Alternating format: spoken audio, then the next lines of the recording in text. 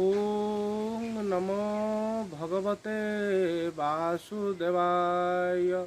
प्रिय दर्शक बंधु, आपण मानक अवगति निमंते आपण मानकर सुरक्षा निमंते आज आम गोटे मंत्र भिडियो प्रस्तुत करुचु। ये भारतीय संस्कृति रे मंत्र चिकित्सा थला, चेरमूली चिकित्सा थला।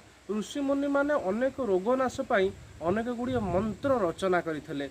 कहुए मंत्रे तीर्थे दिजे देवे दैवज्ञ भेषजे गुरु जादृशी भावना जस्य सिद्धि भवति तादृशी। मंत्र रे आपण जे भली विश्वास करिवे, गुरु को जे भली विश्वास करिवे, तीर्थ को जो भली विश्वास करिवे, देवता को जो भली विश्वास करिवे, औषध को एवं वैद्य को जो प्रकार आपण विश्वास करिवे, विश्वास अनुरूप ही आपण माने फल प्राप्त करिवे। वर्तमान जो कोरोना महामारी आमर आसीची, ठंडा होउची, सर्दी होउची, ज्वर मध्य लागि रहउची। एवं खाली कोरोना ज्वर नुहे, जेकोसी प्रकार ज्वर जेतबेले आपण को आक्रमण करिवो, किपरि मंत्र चिकित्सा द्वारा ज्वरटी शरीर छाड़ी जीव, सेही मंत्र उपर आज हम आलोचना करूचु। ये वीडियोटी को शेष पर्यंत आपण माने देखिले ये सबुर डिटेल आपण जानि परिबे कि प्रकार मंत्र द्वारा आपण ज्वररू निवृत्त होई परिबे। भारतीय संस्कृति होची मंत्रर संस्कृति। गोटे मंत्र कहूची ओं पंचात्मने नमः।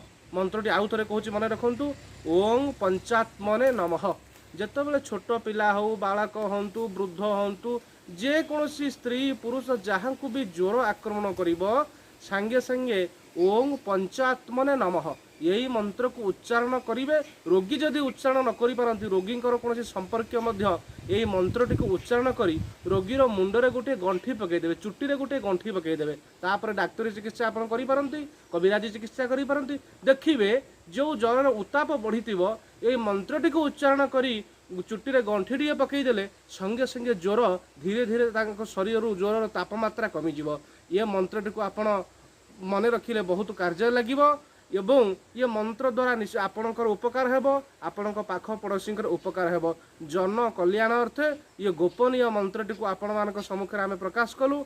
एवं आपण मानकर गोटे कथा अछि, परोपकार ये स्वर्गाय। यही वीडियोटी को बारंबार निजर बंधु बांधव सांगसाथी मानक शेयर करंतु एवं आम चैनल को सब्सक्राइब करंतु, जहा द्वारा आपण माने आमे नुआ नुआ जेकोसी मंत्र एवं जंत्र कौन आयुर्वेदिक औषध जहाँ किसी नुआ नुआ वीडियो प्रस्तुत करूँ आपण मैंने पाइपर। जय जगन्नाथ।